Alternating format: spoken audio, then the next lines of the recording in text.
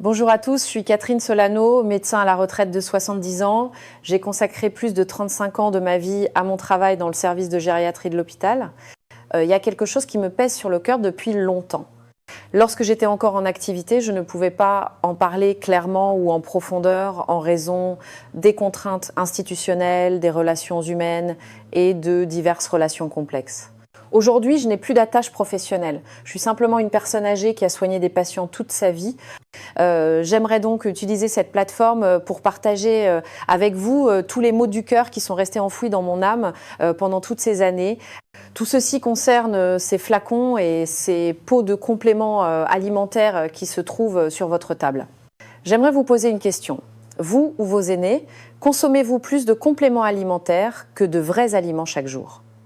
Croyez-vous vraiment que le simple fait d'avaler à l'heure ces pilules colorées vous achètera la santé et vous tiendra à l'écart de la maladie ?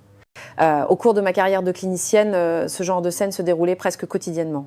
De nombreuses personnes qui venaient me voir me disaient fièrement « Docteur Solano, regardez, j'ai pris tous ces compléments alimentaires à l'heure ». Ils ont dit à la télévision que celui-ci pouvait nettoyer les vaisseaux sanguins, que cet autre pouvait « Je devrais être en bonne santé maintenant, n'est-ce pas ?» Chaque fois que je pense à cela, mes sentiments sont partagés, car je sais que plus de la moitié des produits qu'ils considèrent comme des élixirs de jouvence ne sont pas nécessaires. Ce qui m'inquiète encore plus, c'est que certains d'entre eux ne sont non seulement pas bénéfiques pour la santé, mais peuvent causer des dommages irréparables à l'organisme s'ils sont consommés sur le long terme. Un cas dont je me souviens très clairement est celui de Madame Lin, 72 ans, vivant Ban Chao, dans la ville de Nouveau-Tapé. Elle a été amenée à mon cabinet par sa famille en raison d'une indigestion et d'une perte d'appétit chronique. Dès qu'elle s'est assise, elle a sorti une liste longue et détaillée de plus d'une douzaine de compléments alimentaires qu'elle prenait chaque matin, allant des multivitamines, des suppléments de calcium à haute dose, du ginkgo biloba et de l'huile de poisson des grands fonds, jusqu'à l'extrait de ginseng rouge recommandé par un ami. Elle a fièrement déclaré qu'elle dépensait plus chaque mois pour ses produits que pour ses courses alimentaires, simplement parce qu'elle voulait rester en bonne santé et ne pas causer de soucis à ses enfants. Cela semble très filial et touchant, n'est-ce pas ? Mais les résultats des analyses sanguines qui ont suivi ont été choquants. Son indice d'inflammation du foie, ce que nous appelons souvent les transaminases ASAT, ainsi que son taux d'ALAT, avait grimpé à plus de 5 fois le niveau normal, indiquant une atteinte hépatique d'origine médicamenteuse typique. Après des vérifications croisées et des éliminations répétées par notre équipe, le coupable a finalement été identifié comme étant les compléments alimentaires à haute dose qu'elle prenait. Elle avait l'intention de maintenir sa santé, mais a fini par souffrir de dommages médicamenteux. C'est vraiment la tragédie que, en tant que médecin, je déteste voir. Pourquoi tant de gens sont-ils si dépendants des compléments alimentaires ? Je ne pense pas que ce soit entièrement un problème personnel. Lorsque vous allumez la télévision, que vous passez sur une chaîne de téléachat ou que vous ouvrez une application de réseau social sur votre téléphone, combien de publicités nous disent chaque jour « Prenez cette pilule et vos vaisseaux sanguins seront dégagés. Prenez ce complément et dites adieu au trou de mémoire. Un sachet par jour, tous les nutriments dont vous avez besoin. » Ces affirmations, associées à des témoignages élogieux, tenteraient n'importe qui, surtout ceux d'entre nous qui sont plus âgés, qui ne veulent pas être un fardeau pour leurs enfants et qui souhaitent pouvoir prendre soin d'eux-mêmes. Ces promesses sont particulièrement attrayantes. Mais voici le problème. Aujourd'hui, je vais partager un secret que j'ai appris auprès d'innombrables patients au cours des 35 dernières années et grâce aux dernières recherches médicales à grande échelle, nationale et internationale.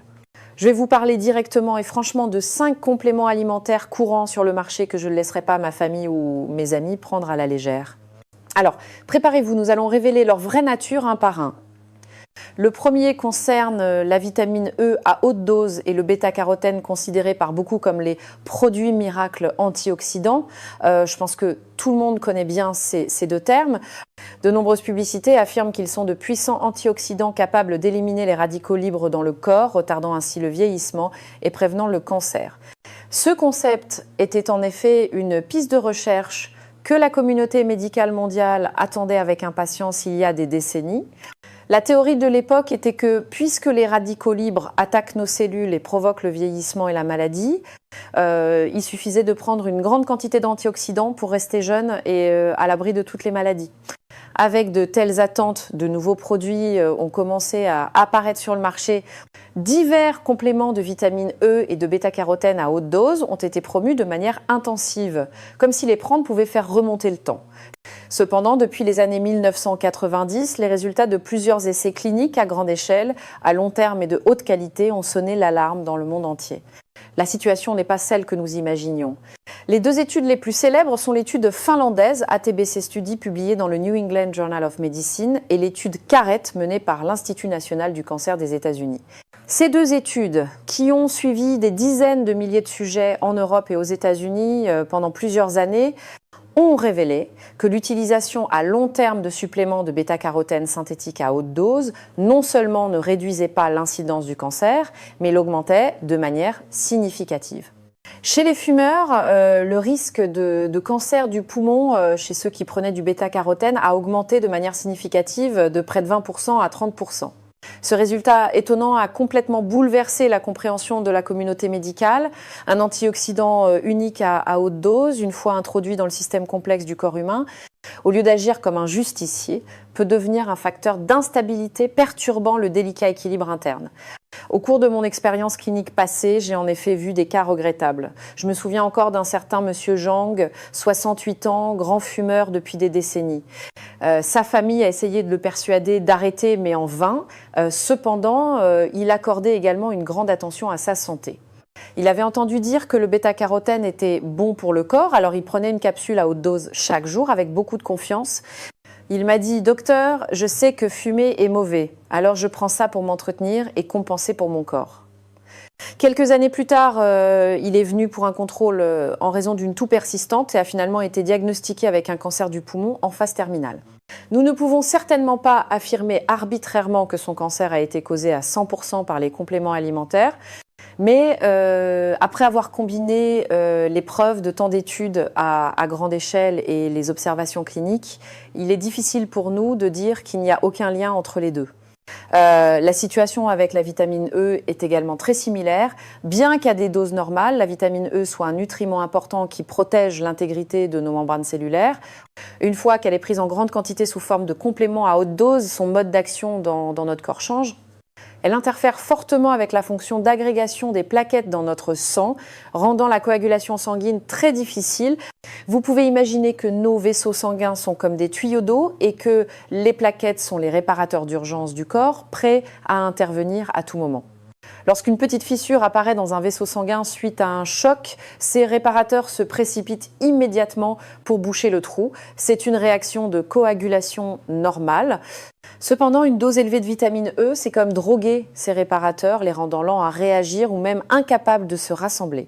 Dans cette situation, une collision mineure ou une blessure à laquelle nous ne prêterions pas attention en temps normal peut se transformer en une catastrophe incontrôlable. Car lorsqu'un vaisseau sanguin se rompt, le système de réparation d'urgence, le plus critique du corps, est défaillant. Dans mon expérience médicale passée, une certaine Madame Wang, 70 ans, m'a profondément marquée. Elle avait suivi les conseils d'experts à la télévision et prenait de fortes doses de vitamine E chaque jour pour protéger la circulation cardiovasculaire. Un jour, elle a accidentellement glissé en se retournant chez elle et sa tête a heurté légèrement le coin d'une table en bois. Sur le moment, elle n'a ressenti ni douleur ni démangeaison et il n'y avait aucune blessure externe. Pour une personne dont la fonction de coagulation est normale, ce niveau de collision provoquerait tout au plus un très léger saignement dans les capillaires du cerveau. Le mécanisme de réparation du corps s'en occuperait en quelques minutes et la personne ne sentirait même rien. Mais pour Madame Wang, qui prenait depuis longtemps de fortes doses de vitamine E, cette petite collision est devenue le déclencheur d'un désastre. Le léger saignement de ses capillaires cérébraux, parce que le sang ne pouvait pas coaguler, était comme un robinet mal fermé qui a continué de fuir pendant plusieurs heures. Après quelques heures, les petites fuites se sont accumulées pour former un gros caillot de sang, ce que nous appelons une hémorragie cérébrale. Lorsqu'elle a été transportée d'urgence à l'hôpital au milieu de la nuit en raison de maux de tête sévères et de vomissements, un scanner a révélé une grave hémorragie cérébrale. Le caillot était si gros qu'il comprimait le tronc cérébral. Son état était très critique. Après son admission aux urgences, sa famille était très en colère et perplexe, me demandant comment une chose pareille a-t-elle pu se produire avec un si petit choc, une hémorragie cérébrale aussi grave. Nous prenons ces compléments pour la santé, comment cela a-t-il pu mal tourner à ce point? La tragédie de ce cas n'est pas la collision, mais le fait que la haute dose de vitamine E a privé son corps de sa capacité de protection la plus fondamentale, transformant un petit accident anodin en une crise mortelle. C'est ce dont nous devons être le plus vigilants. Alors mes amis, veuillez retenir le principe le plus important. Les nutriments ne doivent être supplémentés qu'en quantité appropriée lorsqu'il y a une carence. Notre corps est conçu pour obtenir ces éléments à partir d'aliments naturels de manière complexe et équilibrée. Si vous mangez des légumes et des fruits normaux à vos 3 repas quotidiens, vous n'avez pas besoin de prendre ces pilules à haute dose. En prendre trop est non seulement inutile, mais c'est aussi un gaspillage d'argent et un danger pour votre santé. Quelles sont les alternatives? Quelle est la méthode? C'est très simple. Si vous voulez les meilleures sources d'antioxydants, ne cherchez pas plus loin que votre table à manger et le marché. Les légumes frais, les fruits colorés et les noix non transformées contiennent les antioxydants les plus naturels, équilibrés et sûrs. J'avais l'habitude de plaisanter avec mes patients. Au lieu d'acheter une boîte de vitamine E à la pharmacie, pourquoi ne pas aller au marché acheter une poignée de légumes verts foncés comme les épinards et les feuilles de patates douces, ainsi que quelques noix? Le pouvoir antioxydant est là, dans votre assiette. Si vous êtes d'accord avec cela, veuillez aimer cette vidéo pour me le faire savoir. La deuxième source concerne les suppléments de calcium, un saint graal de la protection osseuse auquel de nombreuses personnes, en particulier nos amis, ne jurent que par. L'ostéoporose est un problème de santé qui préoccupe tout le monde à mesure que nous vieillissons. Le calcium est le principal composant des os, donc l'idée qu'il faut plus de calcium en vieillissant est, on peut le dire, profondément ancrée dans les esprits. Par conséquent, les suppléments de calcium sont devenus l'un des produits les plus vendus tout au long de l'année. Cependant, le problème réside dans comment supplémenter, quelle quantité supplémenter. Dans mes consultations passées, j'ai souvent rencontré des femmes d'environ 70 ans. Il leur suffisait de voir un rapport indiquant une faible densité osseuse lors d'un examen de densitométrie osseuse pour paniquer.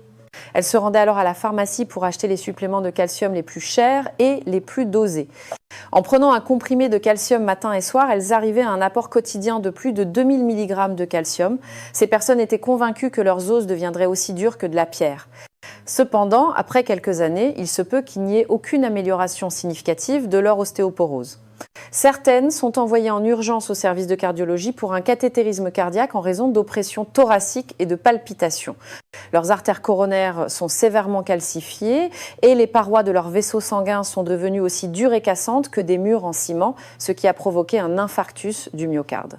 Je voulais protéger mes os, mais j'ai failli laisser mon cœur. C'est absolument pas ma conjecture personnelle.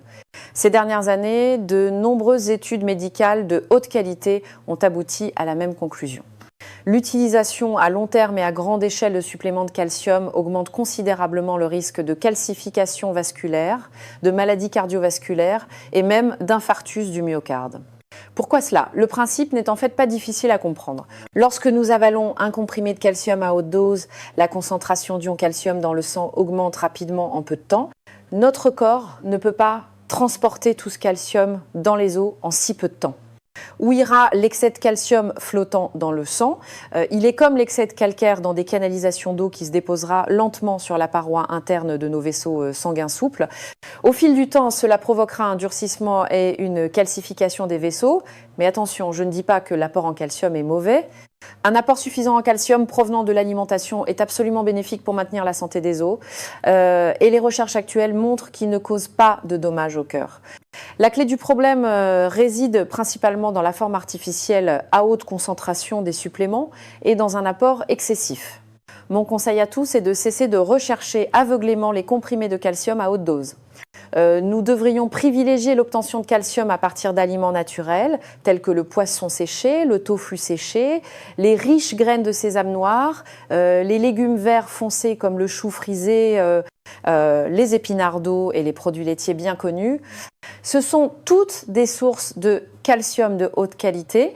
Les suppléments de calcium, en revanche, peuvent causer des dommages importants à nos vaisseaux sanguins et à nos reins en peu de temps. En particulier, pour les personnes âgées dont la fonction rénale est déjà affaiblie, un apport excessif peut provoquer de graves effets secondaires. Les suppléments de calcium peuvent également augmenter considérablement le risque de calculs rénaux. Je me souviens d'un patient de 75 ans qui prenait 3 comprimés de calcium à haute dose par jour.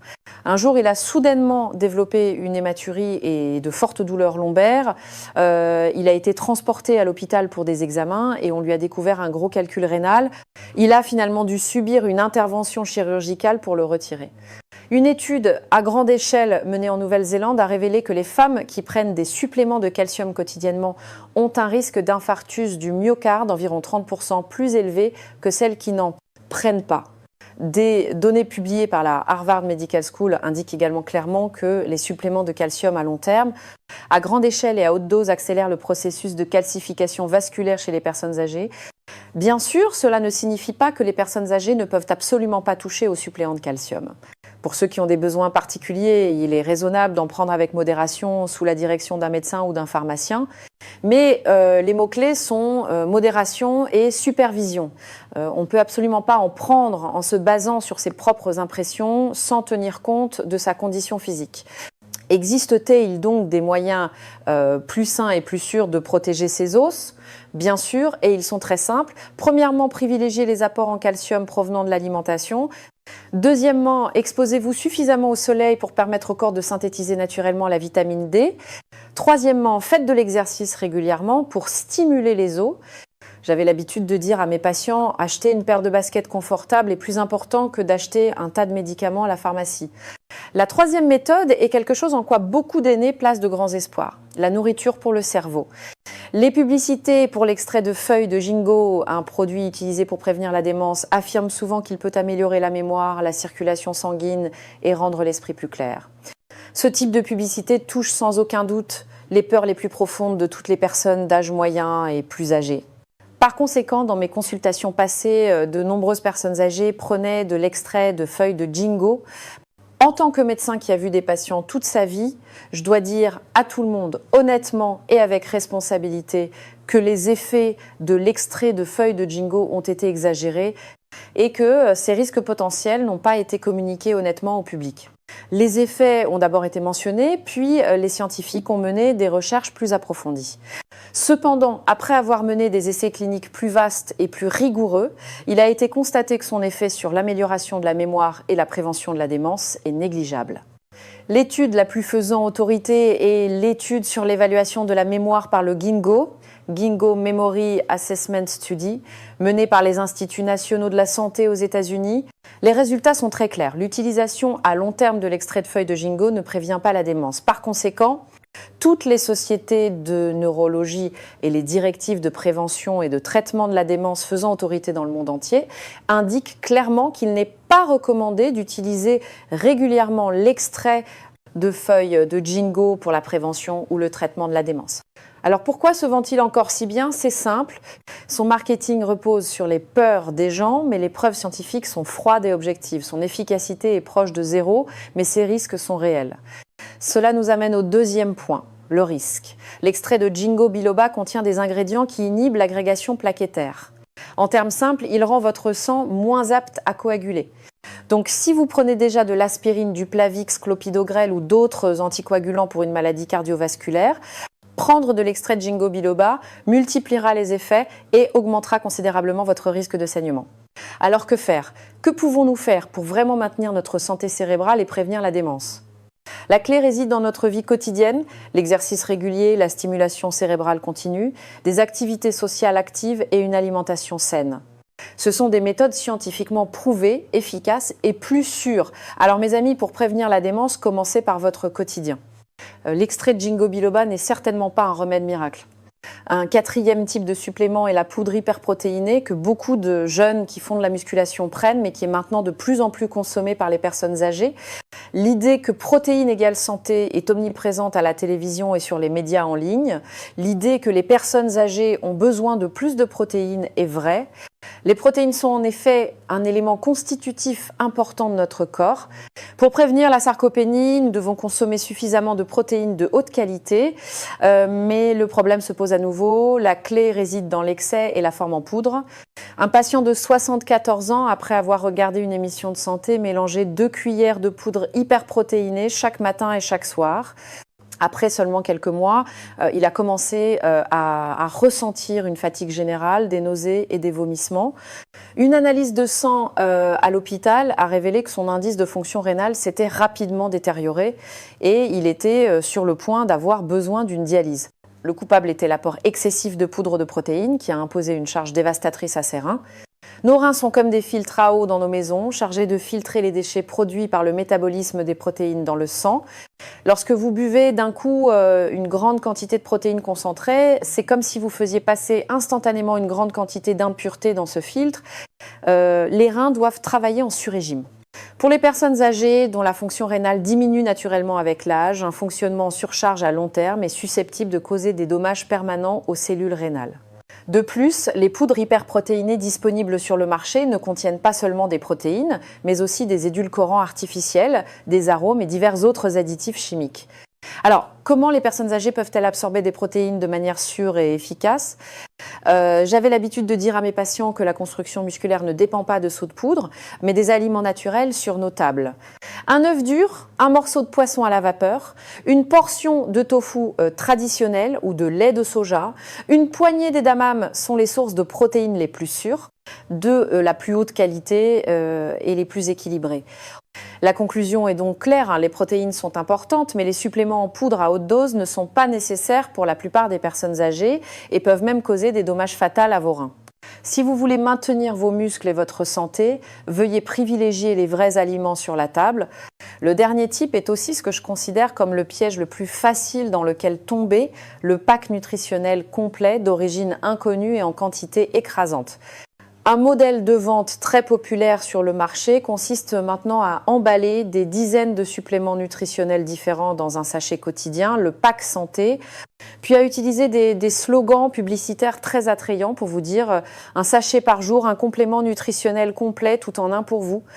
Cela semble très pratique, mais de mon point de vue de médecin, c'est peut être le piège le plus dangereux. Dans mes consultations passées, j'ai rencontré plusieurs patients qui ont eu des problèmes à cause de la prise de ce genre de supplément nutritionnel complet. Une femme de 65 ans a pris ce produit sur la recommandation d'un ami pour améliorer sa fatigue chronique. Après avoir acheté un pack nutritionnel prétendant être anti-âge complet, contenant 12 gramélules par sachet, elle l'a pris pendant quelques mois. Lors d'un bilan de santé de routine, elle a découvert que son indice de fonction hépatique était anormalement élevé. Après une enquête détaillée, il a été découvert que les fortes doses de vitamines et d'extraits de plantes contenus dans le pack provoquaient un stress toxique pour son foie. Mes amis, rappelez-vous que le principe le plus important de la supplémentation nutritionnelle est la personnalisation et la précision, plutôt que l'approche fourre-tout. Notre corps n'est pas une poubelle où l'on peut jeter n'importe quoi. Consommer un pack nutritionnel complet ne garantit pas votre santé. Au contraire, consommer trop de produits chimiques en une seule fois peut imposer un lourd fardeau inutile à notre foie et à nos reins qui sont responsables de la détoxification. Alors que pouvons-nous faire ? J'avais l'habitude de dire à mes patients de ne pas se laisser berner par des termes marketing fantaisistes comme complet et tout en un. Nous devrions revenir à l'essentiel. Ce n'est qu'après qu'un médecin ou un nutritionniste a déterminé que vous êtes carencé en un nutriment spécifique que vous devriez, sur leur conseil, choisir les ingrédients essentiels et prendre la dose minimale nécessaire. Cette approche du tout en un n'est en fin de compte qu'un gadget commercial, pas le vrai sens de la médecine. En tant que médecin à la retraite sans aucune attache professionnelle, ce que je partage aujourd'hui sont mes paroles les plus sincères et venant du cœur. J'espère sincèrement que chacun pourra développer une vision correcte. La vraie santé ne se trouve jamais dans des pilules. La vraie santé se cache dans les aliments naturels et colorés sur nos tables, dans les packs que nous faisons, lorsque nous sortons marcher au soleil chaque jour, et dans les rires sincères lors des rassemblements avec la famille et les amis. C'est la vérité la plus simple mais la plus indestructible que j'ai vue chez les patients tout au long de ma vie. Si le partage d'aujourd'hui vous a apporté quelque chose, veuillez partager cette vidéo avec plus de personnes qui vous sont chères. Un choix et une pratique éclairée sont le secret le plus important pour que vous et votre famille viviez une vie saine. Merci de votre écoute. Nous nous reverrons si l'occasion se présente. Je vous souhaite à tous une bonne santé, la paix et le bonheur.